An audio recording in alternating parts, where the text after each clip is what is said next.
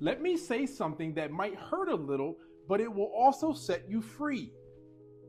If it's not meant for you, it will always leave. Not sometimes, not maybe, but always. And the part nobody prepares you for is this. Sometimes it leaves even when you've tried your hardest to make it stay. A relationship, a business opportunity, a season of life, a version of yourself you thought you'd always be. If it wasn't meant for you, it won't stick. It's that simple. There's no way around that. And I know some of you are already thinking, Kris, then why did it come in the first place? And I agree. That's a good question. So let's talk about that today. Most of us don't struggle with letting go because we're weak. We oftentimes struggle because of four main things. We invested time. We invested hope. We invested prayer. And we invested pieces of ourselves. And when something starts to leave, we don't ask, is this meant for me? Instead, most of us ask, what did I do wrong? So let me be very clear with you. Everything that leaves is not a failure. Everything that ends is not a loss. Some things exit your life because their assignment is over. But most of us don't like that. We don't want to hear that truth in the midst of our pain and struggle as we're trying to figure this whole thing out. Mainly because closure is uncomfortable. Because unanswered questions mess with us. Because walking away from the thing we love feels like giving up. So instead, we cling to it. We refuse to let go. We hold on even tighter as it pulls away from us. We try to negotiate. We compromise. We over-explain ourselves. We overextend ourselves. And even more so, we accept less than we deserve. But what's meant for you does not require you to beg for permanence. Here's a truth that changed my life. There's a difference between resistance and redirection. You see, resistance feels like constant frustration, closed doors no matter how hard you knock, peace disappearing the moment you force it. Redirection, on the other hand, it feels confusing at first, but peaceful later. Eventually, it all comes together and begins to make sense. The problem is, we mistake resistance for a challenge we're supposed to conquer. But not every obstacle is meant to be overcome.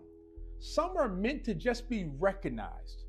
You see, God doesn't always speak in words.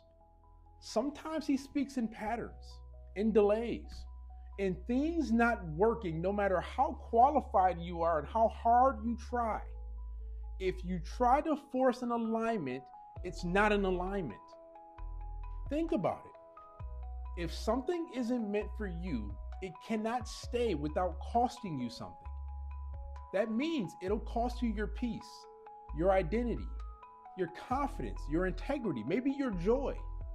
And slowly, without realizing it, you start shrinking and begin to lose you. You stop being yourself to keep it. You stop dreaming to protect it. You stop trusting your intuition to maintain it. And eventually, it leaves anyway. It doesn't stay. Because things that aren't meant for you cannot survive in truth. They require pretending. They require you settling. They require silence where your voice should be loud. Here's the reframe for you. What left you was not punishment. It was protection and preparation. You see, sometimes things come into your life to show you what you deserve, expose what you tolerate, teach you what alignment feels like, and help you build discernment. You don't always get the promise, though. Sometimes you get the lesson, and the lesson is just as valuable. You see, I've had things leave that I once prayed would stay, and I later realized if they had stayed, I wouldn't be who I am today. Let me give you peace today. What is meant for you does not run from you. It doesn't confuse you. It doesn't make you feel disposable. What's meant for you will meet you halfway. It will grow with you over time. It requires effort, yes, but not self abandonment. You don't have to audition for what's aligned. You don't have to perform to be chosen. You don't have to lose yourself to be loved, successful, or to be called. That's not how this works. If it's meant for you, it stays. So if something is leaving your life right now, a relationship, a job, or just a season, don't chase it. Don't curse yourself. Don't assume the worst. Instead, ask this: what is this transition in my life making room for? Because empty space is not emptiness, it's capacity. And sometimes the greatest act of faith is letting go without knowing what's next. If it's not meant for you, it will always leave. And if it left, maybe it was never meant to stay.